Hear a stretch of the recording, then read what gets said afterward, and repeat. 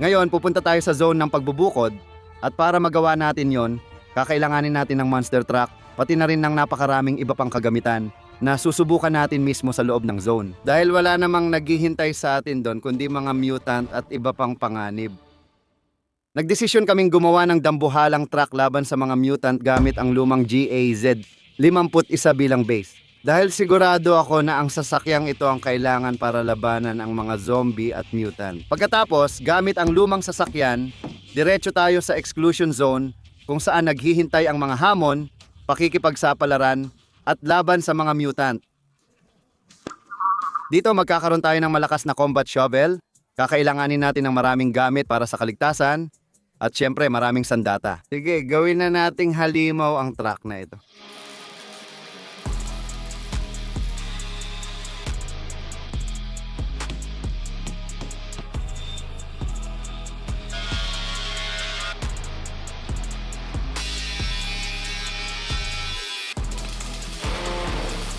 Ito ang resulta ng ginawa natin.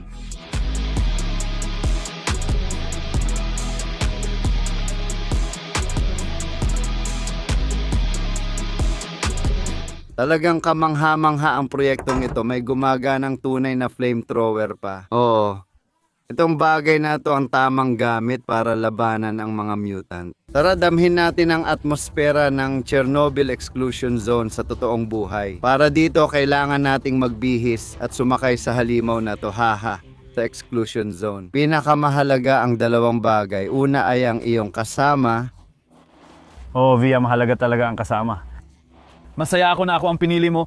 At ang pangalawa, syempre, ay ang paghahanda gamit ang pinakabagong teknolohiya.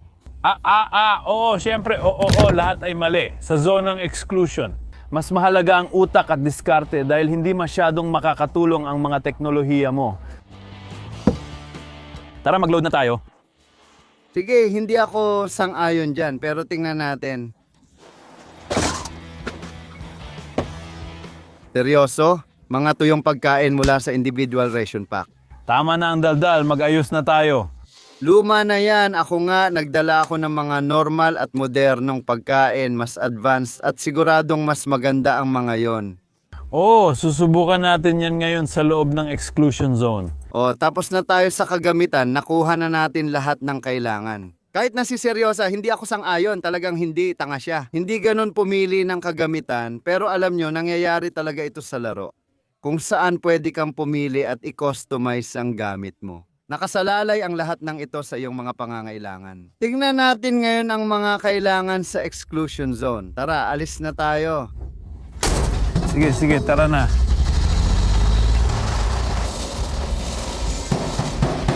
Oh, anong sabi mo? Paalis na ako, tara na. Ayos lang.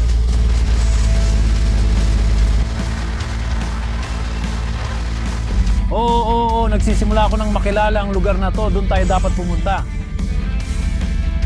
Oo, ito ang tour. Ramdam ko ang bigat ng radyasyon mula sa sariling teknolohiya nila.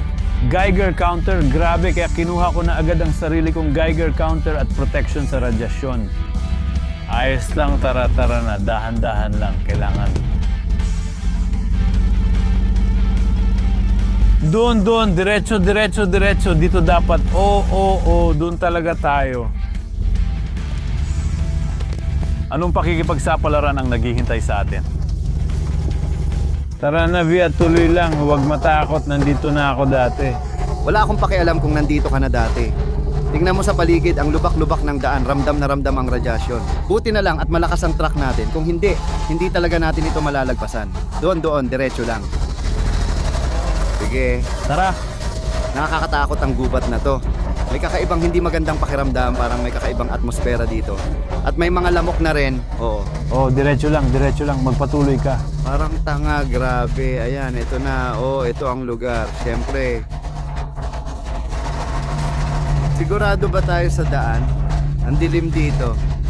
Teka, ano yon? Grabe. Hindi kailangan ng hintuan, kailangan ng hintuan. Seryosa. Yeah, tigil na, tara. Saan tayo pupunta? Sabi mo sa akin, pantay ang daan, walang sagabal. Ano to, sagabal ba to? Tingnan mo, may putik dito. Mabanlik lang. Wala lang yan lahat. Ano ka ba? Hindi makakadaan dito ang truck na yan. Rear wheel drive kasi. Anong rear wheel drive? Pumunta ka sa exclusion zone gamit ang rear wheel drive. Seryoso ka ba, Via? Ano ka ba? Ang utos ay gumawa ng malakas, nakakatakot na truck para labanan ang mga mutant. Problema yan, problema. Makakadaan yan, makakadaan ng maayos. Sige na. Hindi mga tol, pipiliin ko na lang ang alternatibong ruta at dadaan ako sa kanang bahagi. Hindi ko pakikinggan si Seryosa. Sayang, hindi mo ako pinapakinggan. Marunong naman akong mag-survive at ilang beses na akong nakapunta sa exclusion zone. Tara na. Ayos lang, makakadaan siya dito. Ako ang driver ng truck na ito, kaya ako ang bahala kung paano magmaneho. Tapos na. Tapos na ako, relax ka lang. Sige Via, diretso lang. Ang tagal nating ginawa ang sasakyan na ito. Natakot ako, hindi ko siya pakikinggan. Duwag ka Via, duwag ka. Naintindihan mo. Ay, grabe, medyo nagkamali ako ng tira. Sige, umalis ka na.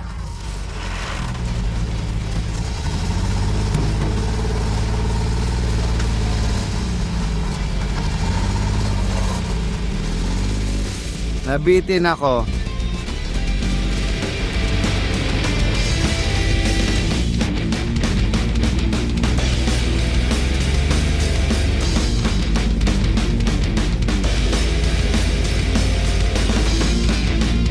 Dapat doon ka dumaan ng maayos, walang mga puno. Sige. Ano ba yung ginagawa mo, ha?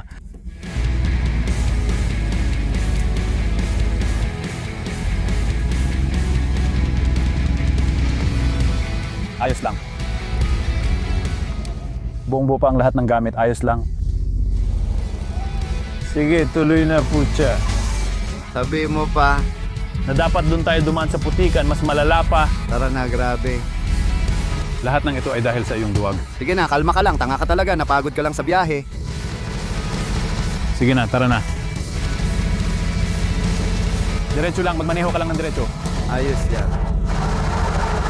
Sige, ang galing. Mahirap maabot ang sariling pagkakakilanlan. Mga detalye lang ang lahat ng iyan. Sino ba ang dumating? Hindi mo na kailangang alamin yan. Alam ko na ikaw ang gumawa niyan. Halata, wala ka pang karanasan sa survival o nakapunta sa gubat. Tama na ang pagmamatalino mo, nakaupo ka lang sa likod ng truck. Sa totoo lang, maayos namang nagtrabaho ang pang-araro. Oo, dapat mas matibay ang pagkakawelding ng mga tinik. Pero halos lahat ay gumagana pa, tapos itong mga kadena, ang galing ng proteksyon nila, lahat gumagana ng maayos, gaya ng dapat. Nagawa na namin ang trabaho, saan tayo pupunta sunod? Doon tayo. Pakiramdam ko, nandun talaga ang radyasyon. Sa kabila ng bukid. Grabe, seryosa. Ang kulit mo talaga sa ganitong laki ng makina. Tapos dadaan pa tayo sa bukid, ha? Siyempre, Lahat ng ginagawa natin, lalo akong naaalala si Stalker X. Yung atmosfera ng pakikipagsapalaran at panganib.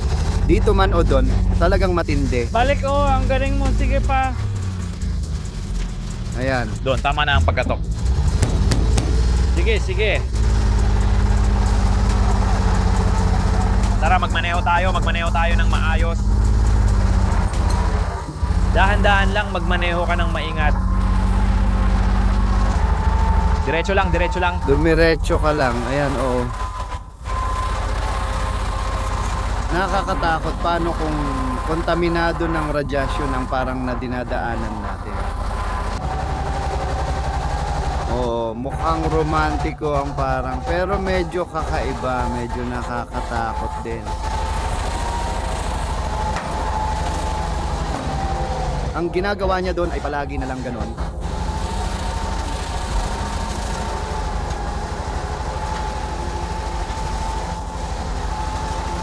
Sa palagay ko, doon tayo pupunta.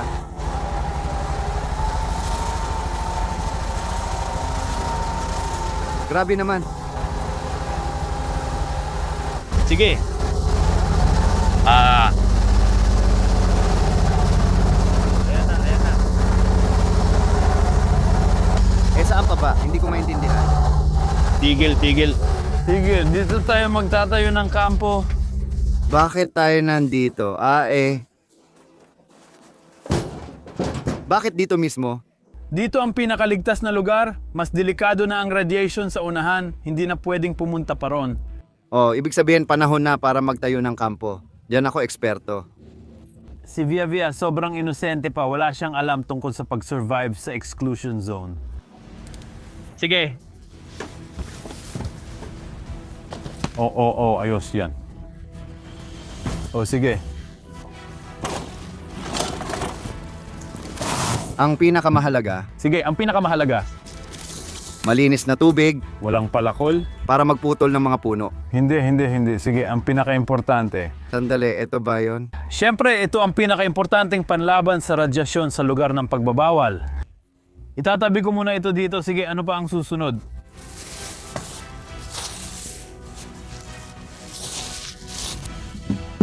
Para saan naman ito sa atin? Oo. Ano ka ba? Sobrang baguhan ka pa. Wala ka talagang alam tungkol sa zone ng exclusion. Mukhang naglaro ka lang ng StarCraft X. Ayos lang, nilaro ko naman yon.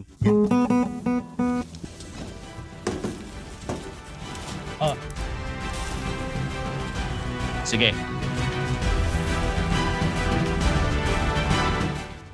Anong tent yan? Mukhang magara. Sa exclusion zone, hindi ganun ang normal.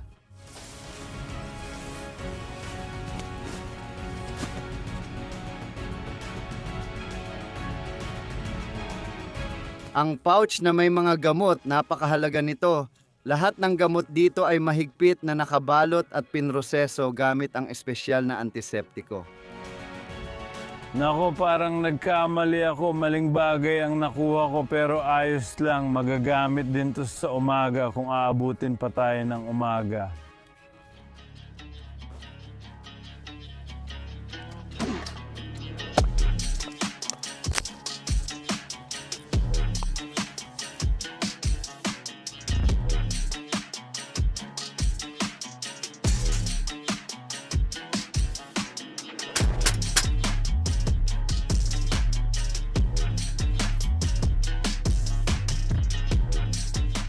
Ayan, handa na ang kampo. Oh, kailangan ng magsindi ng apoy. Napakadali lang. Anong problema mo? Ano, may burner at pang-apoy. Oh, bakit di mo na lang dinala ang flamethrower? Dinala ko nga. Ay, diletante. Ay, kalma lang. Professional akong survivor at mas astig ang mga gamit ko kaysa sa'yo. Lahat ng dinala mo, luma na yan. Pero gumagana naman lahat.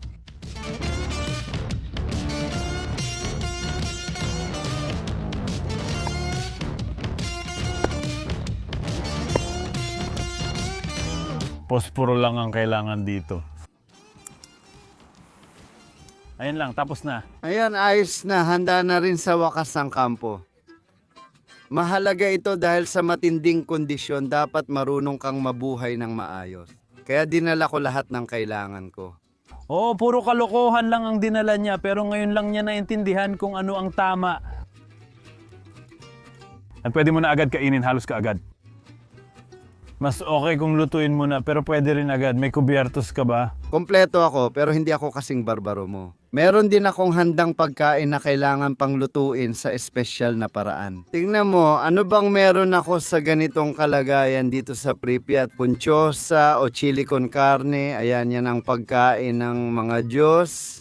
Paano ito niluluto? Ang dami kong nakuha na plastic na pakete. Simple lang lutuin ito, diyan ko magagamit mga device ko. Hindi mo talaga maintindihan. Maglagay lang ng tubig dito tapos initin. At sa loob lang ng ilang minuto, may initan na agad lahat. Kalokohan lang lahat yan. At kapag uminit na ang tubig, madali at simple nating ilulubog itong aluminum na pakete dito. Wala nang dapat gawin si Polshe. Oo, wala lang yan. Heto ang tusyong ka. Pwede mo itong kainin ng diretso, pero mas masarap pag mainit. Ganito lang, ilalagay natin ng ganito. Coverall. Umaasta ka na parang bastos. Sabi mo, sanay ka na sa survival. O, tingnan mo kung paano ito umiinit.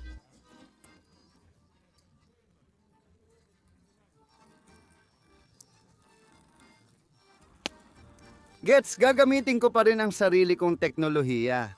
Sandali, hindi naman ito masyadong naglalagablab. Ano, pinainit mo na ba? Oo, pinainit ko na. Titikman ko na, mas masarap ito, mainit-init pa, sobrang sarap. Masaya ako para sa'yo pero pagkain ko to, tapos na. O bagong luto pa, masasabi ko dito na to. Sa tingin ko may nahulog sa'yo. Yan ay taba, hindi masarap. Naiintindihan, sa akin ay maayos lahat. Heto ang plato, ganito namin binubuksan ng aming puntyosa. At hinahati-hati, oo parang sa restaurant. Tingnan nyo, wow talaga, pwede namang kainin ng ganyan. Pero siguro gagamitin ko na lang ang mga kubyertos.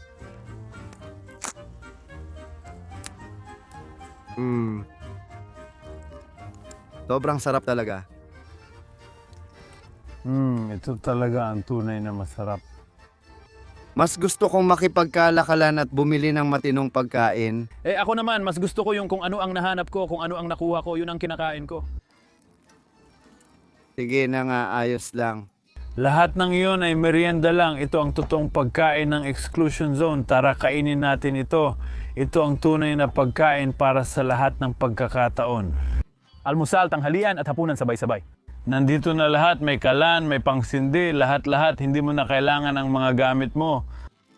Sige, sige.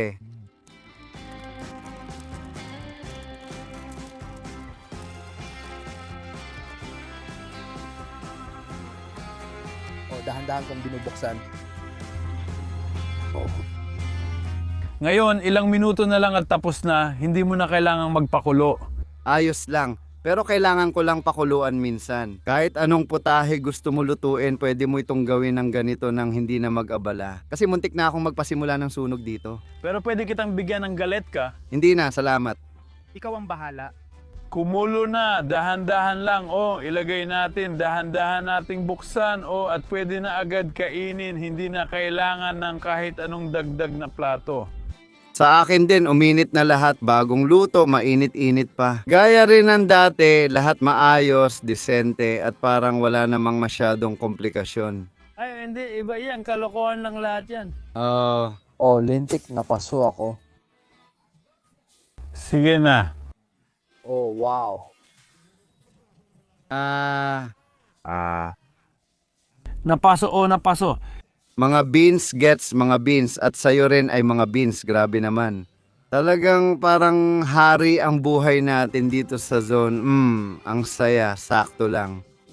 Tingnan mo. Gusto ko ng iba-ibang pagkain. Ayan, kumain ako ng keso. Tapos gusto ko ng bacon. Kumuha ako.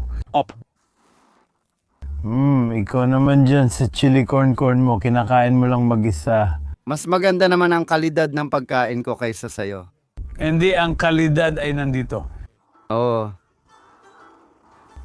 Pure ka. Baka. Mga kaibigan, isulat nyo sa mga komento kung aling paraan ang mas gusto nyo. Yung may buong seryosong paghahanda o yung bara-bara lang gaya ng ginagawa ni Seryosa. Isulat ang komento at mag-like kung mahilig kayo sa lakad sa kalikasan. Ay, ang sarap ng kain natin.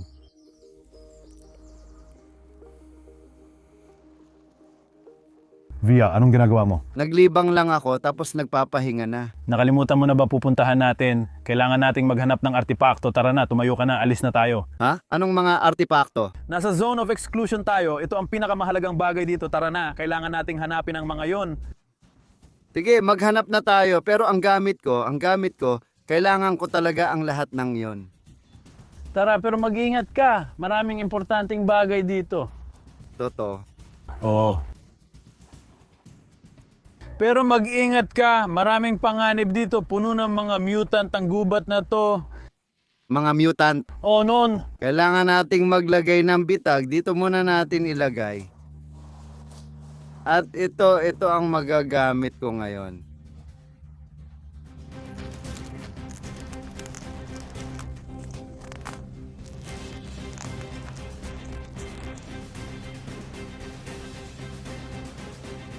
At ngayon, hihilahin natin ito ng ganitong paraan.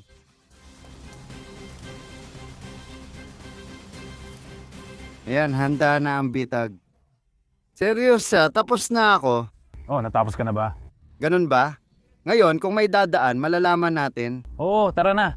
Kailangan nating maghanap ng artipakto. Bakit mo dinadala yung mga kalat na yan at ikaw? Mahalaga ang mga gamit na ito. Sabi mo rin na kailangan nating maghanap ng artipakto.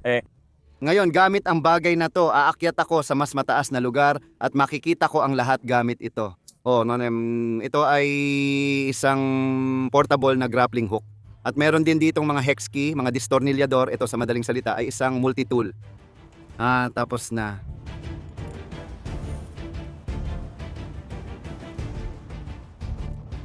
Paano ka matutulungan ng bagay na yan na umakyat dyan sa punong yan? Madali lang, panoorin mo.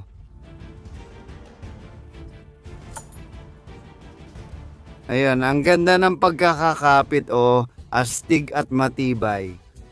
At ngayon aakyat ako sa puno at Makikita ko lahat ng artipakto mo.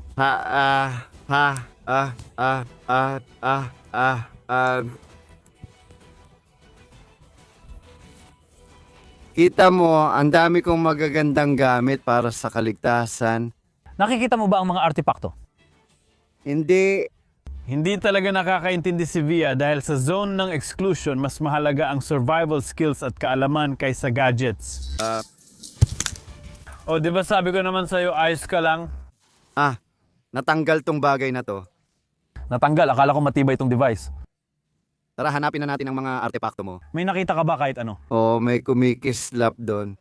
Tara, tingnan natin. Sabi ko na, may kumikislap na bagay, kilala mo ba to? Mag-ingat ka. Medyo maliwanag, Tinatawag nila itong flash. Hawakan mo ito ng maingat at ang pinaka-importante, huwag mong kalugin, dahan-dahan lang. Sige, Wow. Talagang siya ay sobrang hihindi. Huwag mong iikot, dalhin mo siya ng maingat at ilagay sa isang posisyon lang. Nakuha na natin ang una nating artepakto, tara hanap pa tayo. Tigil. Tingnan mo mga lumang gamit. Hindi mo man lang napansin ang mga yon? Ano yan?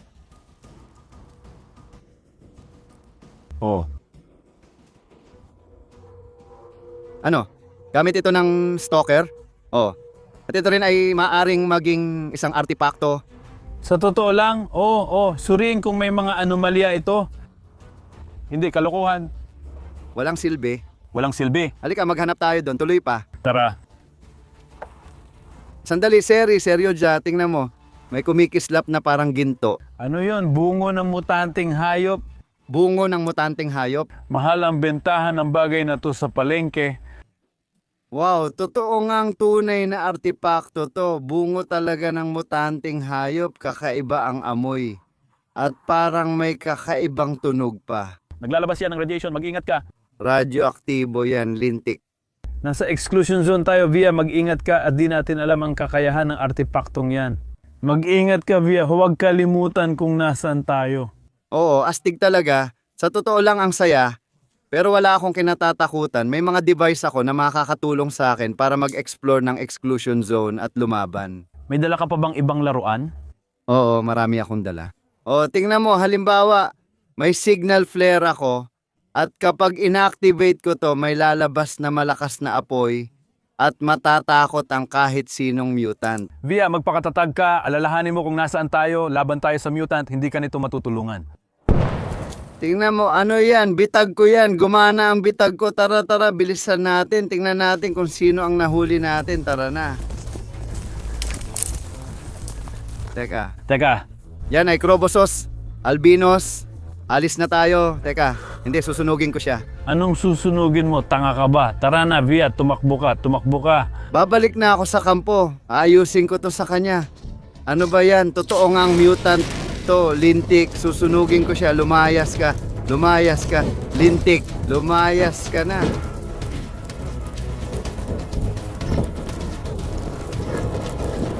Layuan mo ako. Ano ngayon? Lintik na mutant ka. Ano ngayon? Lumayas ka. Lumayas ka.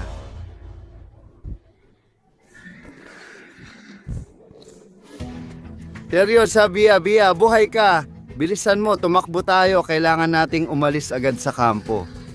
Anong ibig mong sabihin umalis? Lintik, papalapit na siya. Bilisan. Hindi ako aalis. Lalaban ako.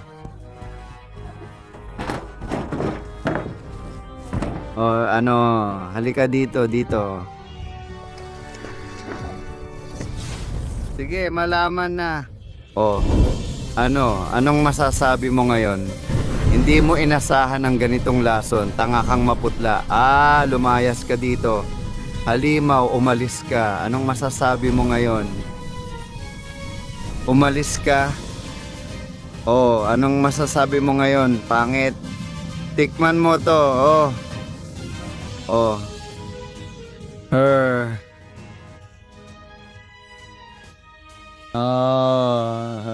Lintik, haha. Gumana ang aking flamethrower. Hindi pala walang silbi ang aking mga teknolohiya at mga device. Pinalayas ko ang lintik na mutanting sumisip-sip ng dugo. Nasaan si Seryoza? Seryoza! Seryoza! Uy, nasaan ka, Seri? Bumalik ka. Oh, nandito ka pala, Seri. Bakit ka natakot? Nakita mo ba siya? Oo, sino? Oo, mas natakot pa siya kaysa sa'yo, yung sumisip-sip ng dugo na yon. Parang bala siyang tumakbo palayo dito. Dahil sa ating truck at sa ating flamethrower na sobrang galing gumana, talagang umalis siya. Oh, gumana yung bagay na yon. Oh, ayos lahat, mag-relax ka lang, Seri. Kaibigan, ito ay hindi malilimutang pakikipagsapalaran. Nagawa natin ang makapangyarihang truck na ito laban sa mga mutant, nakaligtas tayo sa gubat. At kahit napalayas pa natin ang mga mutant na yon.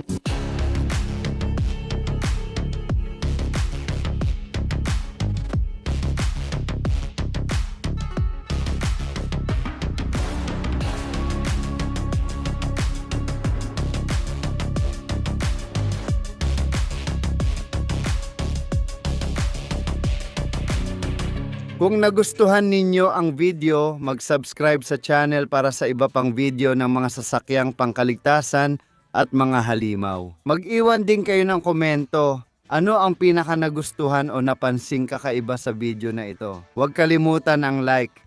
Hanggang sa muli mga kaibigan, kita tayo sa susunod na video at baka maglaro pa tayo. Talcraft X.